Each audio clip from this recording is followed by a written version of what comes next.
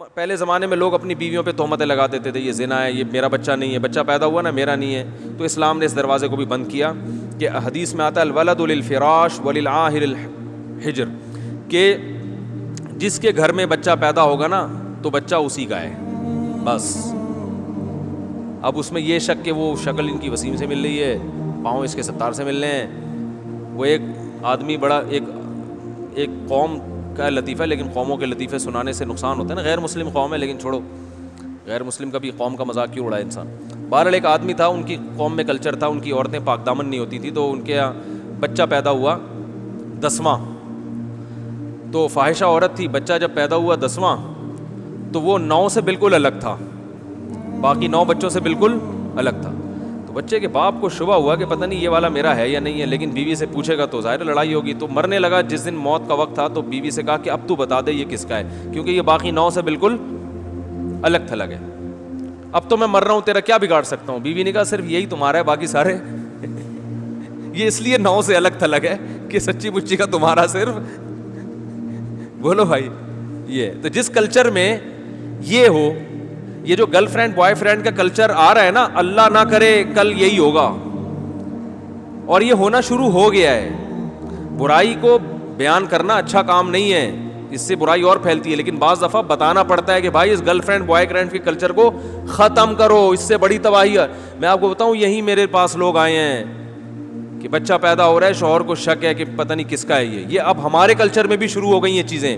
کیونکہ شادی سے پہلے اتنی لڑکی کی بوائے فرینڈ بن چکے ہوتے ہیں کہ مرد کو اگر مرد میں ذرا سی بھی کوئی کمزوری ہے نا، کوئی عیب ہے، تو مرد کو شبہ ہوتا ہے کہ میری بیگم کہیں کسی اور کے پاس نہ جائے.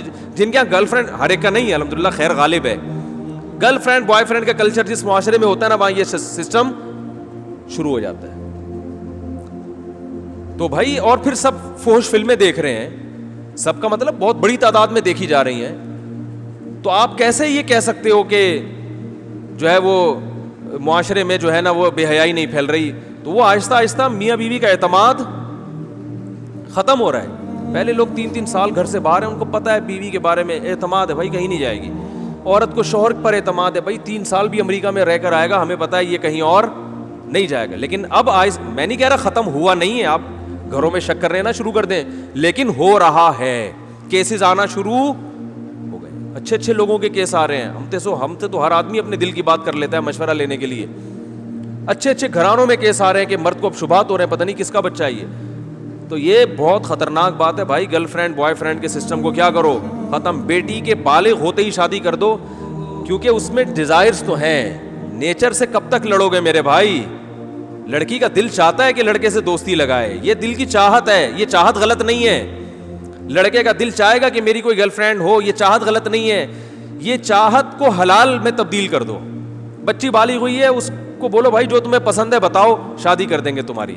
نکاح کر لے، اس کا شوہر ہے، وہی بوائے فرینڈ ہے، وہی اس کا شوہر ہے، خوش ہو جائے گی.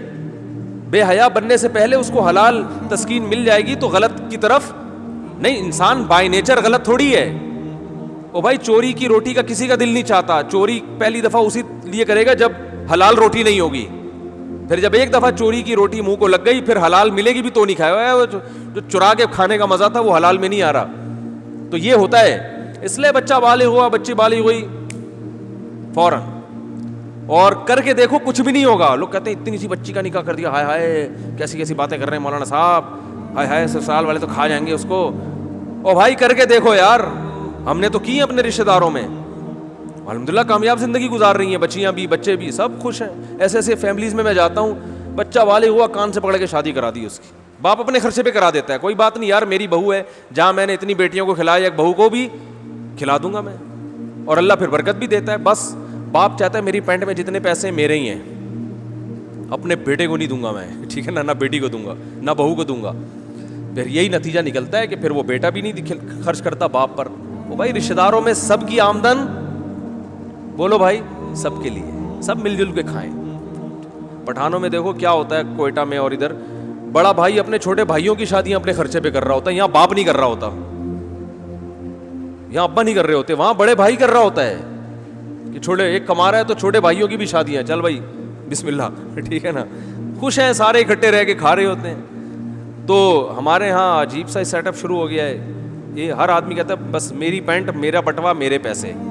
تو نتیجہ یہ نکلتا ہے کہ بہویں پھر سسر کا احترام نہیں کرتی. وہ کہتی ہیں یہ محبت باپ جیسی چاہتا ہے, خرچہ باپ جیسا کرنے کے لیے تیار.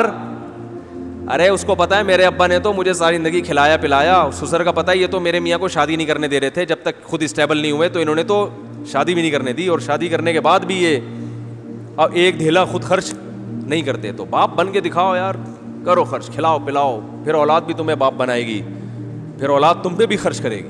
یہ ہمارا کلچر تھا جو اب آہستہ آہستہ ختم. باپ ہمیشہ اولادوں کو کھلاتا تھا, بہوؤں کو بھی, پھر جب بوڑھا ہوتا تھا سارے مل کے اس کو کھلاتے تھے, فخر کرتے تھے یار میں خرچ کروں گا, نہیں میں خرچ کروں گا, میں خرچ کروں گا. اب وہی ہو رہا ہے گوروں والا سیٹ اپ. ابا کہہ رہے ہیں میری پینٹ میرے پیسے, ٹھیک ہے نا. بہو اپنا کما کے الگ کھا رہی ہے, میاں اپنا کما کے, بولتا کیوں نہیں بھائی الگ کھا رہے ہیں, تو نہ بہن پہ خرچ کر رہے ہیں نہ بہن بھائی پہ خرچ کر رہی ہے. بس تھوڑا سا وہ وائپر پہ جو آتا ہے نا, وہ گاڑی کے شیشہ صاف کرتا ہے, اس کو 5 روپے, یہ صدقہ خیرات چل رہا ہے مارکیٹ میں. جو آتا ہے نا وائپر کو صاف کیا, یہ لے 5 روپے, اور وہ بھی بلا کو ٹالنے کے لیے. کسی نے بتایا ہوتا ہے بھائی کچھ 5 روپے نکالو بلائیں ٹل جائیں گی, تو 5 روپے میں چڑیلیں تو ٹلنے والی. اچھی بات ہے نہ کرنے سے یہ بھی بہتر ہے, لیکن اس سے بلائیں نہیں ٹلیں گی. سمجھ رہے ہو, نہیں آ رہی سمجھ میں. وہ ایک عورت کسی عامل کے پاس گئی کہ میری فلاں ڈاکٹر سے میری شادی کرا دو. عامل نے کہا 5 لاکھ روپے لگیں گے. اس نے کہا نہیں 500 روپے یہ فیس ہے میری, عامل کرا تو سکتا نہیں ہے. تو عامل نے کہا 500 روپے میں تیرے کو ڈاکٹر نہیں ملے گا. تو یہی ہو رہا ہے کہ 5 روپے میں ہم بلائیں کیا کر رہے ہیں, ڈال رہے ہیں. ایسا کرو گے تو کوئی بھی نہیں آئے گا. تو اللہ نے زنا کی سزا بیان کی کہ نفرت, اور پھر یہ حکام بیان کیے کہ مرد کو اولاد کی نفی کی اجازت نہیں. آپ کے یہاں بچہ پیدا ہوا تو شروع سے ہی پاک دامن عورت سے شادی کرو, نہیں کی تو اب جس ڈیزائن کا بھی پیدا ہو رہا ہے آپ کے کھاتے میں ہی ڈالے گی شریعت اس کو. سمجھ رہے ہو, نہیں آ رہی بات سمجھ میں. اب آپ کو شک کرنے کی اجازت نہیں ہے.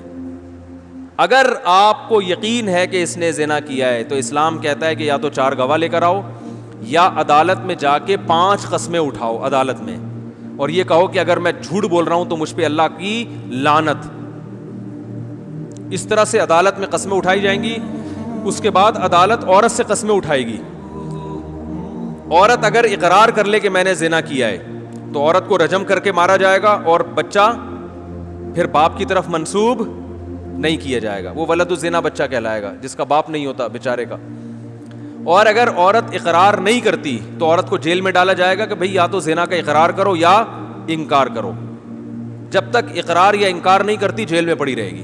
اور اگر وہ انکار کرتی ہے کہ میں نے نہیں کیا تو اسلام کہتے ہیں ایسے انکار نہیں, 5 قسمیں. اس میں بھی یہی ہے کہ مجھ پر اللہ کا غضب اگر میں جھوٹی ہوں. اور اگر قسمیں اٹھا لیتی ہے تو مرد نے بھی قسمیں اٹھا لی, عورت نے بھی اٹھا لی. اب ہمیں نہیں پتا ان میں کون سچ ہے کون جھوٹ ہے, تو دونوں کا نکاح ختم کرا دیا جائے گا. عدالت نکاح کیا کر دے گی کہ بھئی اب تم دونوں اکٹھے نہیں رہ سکتے. عدالت نکاح کو ختم کر دے گی, اور بچے کو باپ سے منسوب نہیں کرے گی, کیونکہ باپ بچے کو ماننے کے لیے تیار نہیں ہے اور اس نے قسمیں بھی اٹھا لی ہیں. پھر بچہ ماں کی طرف منسوب ہوگا, لیکن وہ ولد الزنا بھی نہیں کہلائے گا, کیونکہ ہمارے پاس زنا کی کوئی دلیل نہیں ہے. تو یہ پورا پروسیس ہے. اب علماء یہ کہتے ہیں کہ آج عدالتوں میں یہ لعان والا عمل نہیں ہوتا. لہذا آج اگر کسی کی عورت زنا کر کے بچہ لاتی ہے, اس کی بیوی ہے, تو آپ بچے کا انکار کر نہیں سکتے, کیونکہ اسلام میں اس پروسیس سے گزرے بغیر انکار کی اجازت نہیں ہے, اور اس پروسیس پہ حکومت چلنے کے لیے تیار نہیں ہے. عدالتوں کو پتہ ہی نہیں لعان ہوتا کیا ہے. لہذا اب جس ڈیزائن کا بھی ہو, صحیح ہے نا, حتیٰ کہ زنا اپنی آنکھوں سے بھی کسی نے دیکھ لیا کرتے ہوئے, تو وہ بچہ آپ ہی کا مانا جائے گا. آپ اس کو اپنے سے نفی نہیں کر سکتے, وہ آپ ہی کا نام لگے گا اس کے ساتھ, آپ کی وراثت ملے گی اس کو. آپ 100 دفعہ کہہ دو کہ یہ میرا نہیں ہے, تو سوائے اس کے کہ اس پر آپ کو حد جاری کی جائے, سزا دی جائے, اس کے علاوہ بولو بھائی نہیں ہے. تو پہلے تو یہ آپشن تھا, اب یہ آپشن بھی نہیں ہے. تو اس لیے پہلے سے ہی انسان احتیاط کرے, نکاح جب بھی کرے پاک دامن عورت سے کرے, تاکہ اس قسم کی ٹینشنوں کی نوبت, ارے بول لو نا یار, نہیں آئے. پاک دامن عورت سے نکاح کرو بھائی, جو گھریلو عورت ہے گھر سے ادھر آ گئی. جی ہاں, ہاں اس کے لیے بھی آئے تھے قرآن مجید میں. اور یہ بھی ذہن میں رکھو کہ یہ تو میں نے محض ایک مزاق کے میں لطیفہ سنا دیا, 10واں بچہ پرانے نو سے ذرا مختلف ڈیزائن کا تھا. اسلام میں بچہ کسی بھی شکل کا ہو, نبی صلی اللہ علیہ وسلم کے پاس ایک کیس آیا کہ وہ صحابی کہہ رہے تھے یہ بچہ تو مجھ سے ملتا نہیں ہے, تو آپ نے فرمایا کیا تمہارے اونٹوں میں چتکبرا اونٹ پیدا ہوتا ہے؟ انہوں نے فرمایا ہاں. فرمایا حالانکہ نہ اونٹ کا باپ چتکبرا ہوتا ہے اور نہ ماں, تو یہ کیسے پیدا ہو گیا؟ انہوں نے کہا کوئی باپ دادا میں گزرا ہوتا ہے. تو آپ نے فرمایا ایسے انسانوں میں بھی ممکن ہے کہ بھائی بعض دفعہ دادا پہ شکل چلی جاتی ہے, بعض دفعہ پر دادا پہ. اب میاں کے بال بھی سلکی ہیں, بیوی کے بال بھی سلکی, بچے کے بال گھونگھریالے, تو شکی آدمی خام خواہ میں بیٹھ کے شک کر رہا ہوتا ہے کہ یار اسی وجہ سے میں اپنی بیگم کو افریقہ نہیں لے جانا چاہ رہا تھا. شک آدمی اس طرح کرتا ہے نا. تو حدیث میں کیا سکھایا ہے بھائی؟ شک کرنے کی یاد نہیں ہے, ہو سکتا ہے باپ دادا میں کوئی گزرا ہو. تو یہاں کسی بھی شکل کا, دونوں سفید چٹے ہوں اور لڑکا کالا کولا بالکل اندھیرے میں نظر ہی نہیں آ رہا, اتنا بلیک پیدا ہوا ہے, پھر بھی وہ آپ ہی کا ہے. اس معاملے میں شک کرنے کی اجازت بولو بھائی نہیں ہے. لوگ کہتے ہیں ڈی این اے ٹیسٹ سے, اسلام میں ایسے موقع پہ ڈی این اے کی بھی اجازت نہیں ہے. بس میاں بیوی کے پیدا ہوا تو اسلام نے اس کو چھپایا ہے, باپ ہی کا ہے, ڈی این اے کی اجازت نہیں ہے. آپ کو نہیں آ رہی بات سمجھ میں؟ اگر ڈی این اے کی رپورٹ میں آپ ہی گیا نا کہ کسی اور کا ہے تو پھر بھی وہ آپ ہی کا ہے. اسلام اکارڈنگ ٹو شریعہ اس کی اجازت نہیں ہے. اس میں حکمتیں ہیں, مصلحتیں ہیں. اس لیے کہ اسلام نے کہا بھائی زنا کی تہمت لگاؤ گے تو آسانی سے نہیں, کیونکہ یہ اگر کہہ دیا میرا نہیں ہے اس کا مطلب تمہاری بیوی نے زنا کیا ہے. بیوی نے زنا کا مطلب تم اس کو بدکار کہہ رہے ہو, بدکار کہہ رہے ہو تو پھر جاؤ عدالت میں جا کے 5 قسمیں اٹھاؤ. ایسے ہی نہیں کہہ سکتے کسی کو آپ. اور ہمارے یہاں دیکھو بات بات پہ زنا کے الزامات لگتے ہیں کہ نہیں لگتے؟